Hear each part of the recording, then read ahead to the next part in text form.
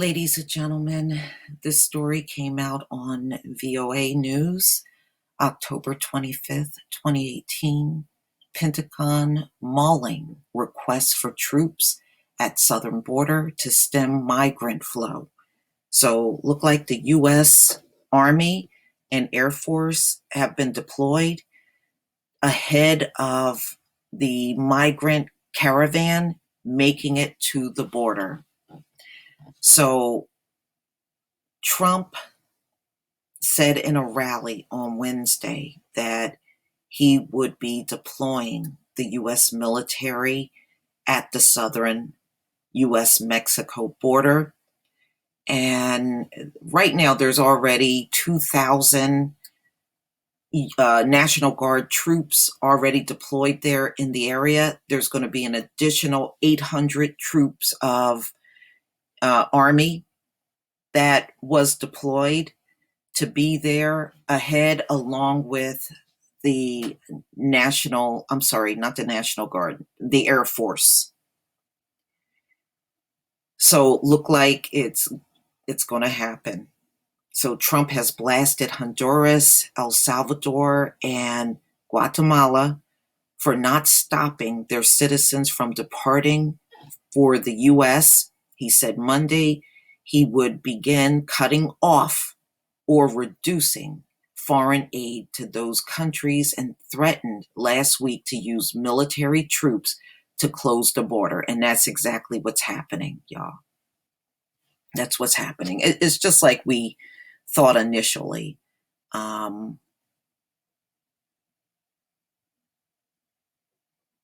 Now the caravan it's well beyond 700. 7,000. I'm sorry.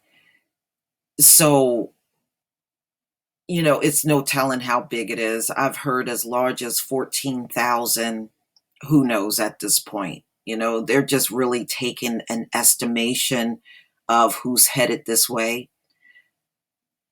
The Mexican government has declined to give migrants food, water, or even access to bathroom facilities, leaving it to private citizens, church groups, and sympathetic local officials to provide essential goods, according to Associated Press. And I've seen them, I saw video footage of them serving them food. So, they're getting something. The Mexican government has instead reserved these basic items only for migrants who turned themselves in at immigration centers to apply for visas or to be deported. Sometimes Mexico federal police have interfered with the caravan of migrants who are mostly from Honduras, according to Associated Press.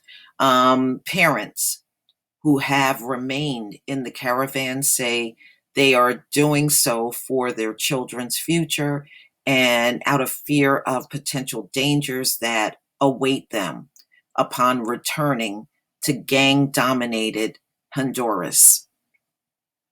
Honduras' homicide rate is about 43 per 100,000 inhabitants, among the world's highest for a country not at war.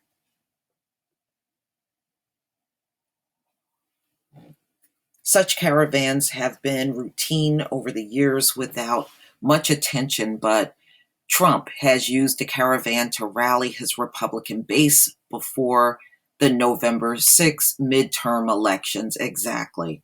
If you notice, all of this is happening before the midterms, just like the opioid bill is just before the midterms, y'all.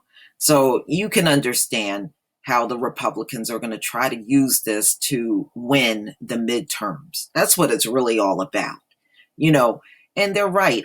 These caravans have happened before, and nothing has ever been said. Now, all of a sudden, 2 weeks before the midterm, you're hearing all this stuff, and Trump standing on stages trying to look like the protector in chief, and it's all a show, y'all. It really is. Okay, So Trump fueled the controversy in a series of tweets Monday saying without evidence that criminals and unknown Middle Easterners were among the caravan of Central American migrants bound for the U.S., in which, many people are saying, those accusations are unfounded. They don't know if anybody from the Middle East is mixed in those crowds.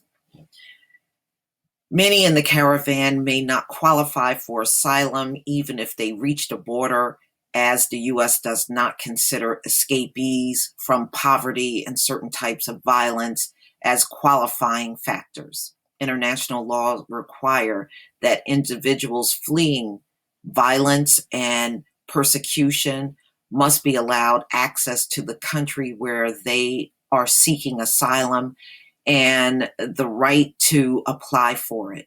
Staff from the United Nations High Commissioner for Refugees arrived earlier this week at the Mexican town of Tapachulas, which is near the Guatemala border, to help stabilize the migrant caravan's chaotic situation and to register asylum seekers.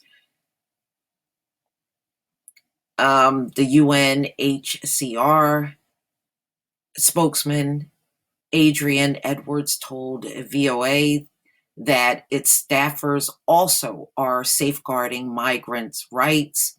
All countries have the right to be able to manage their own immigration and manage their own borders, Edwards said.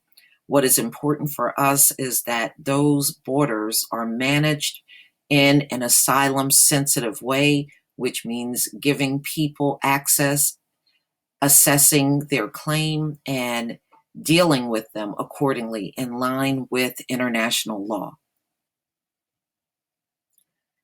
So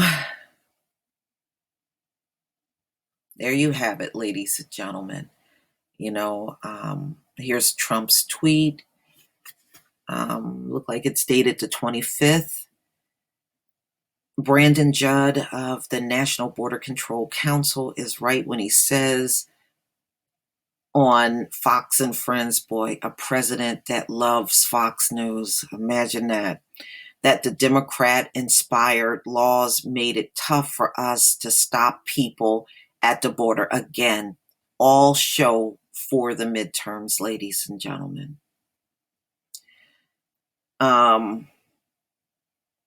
Must be chanted, but I am bringing out the military for this national emergency. They will be stopped.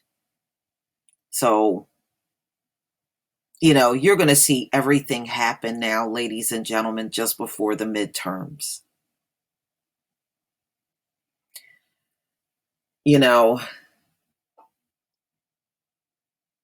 These people are fleeing their countries, and Trump is politicizing it so that Republicans can win in the midterms.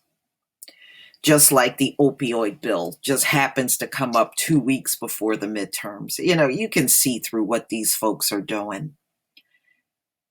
And, well, it'll be interesting if they really stop them. So we'll see what happens in this whole thing. They haven't reached the border yet. Not just yet. Please leave your comment and subscribe. Don't forget to hit on the, oh my God.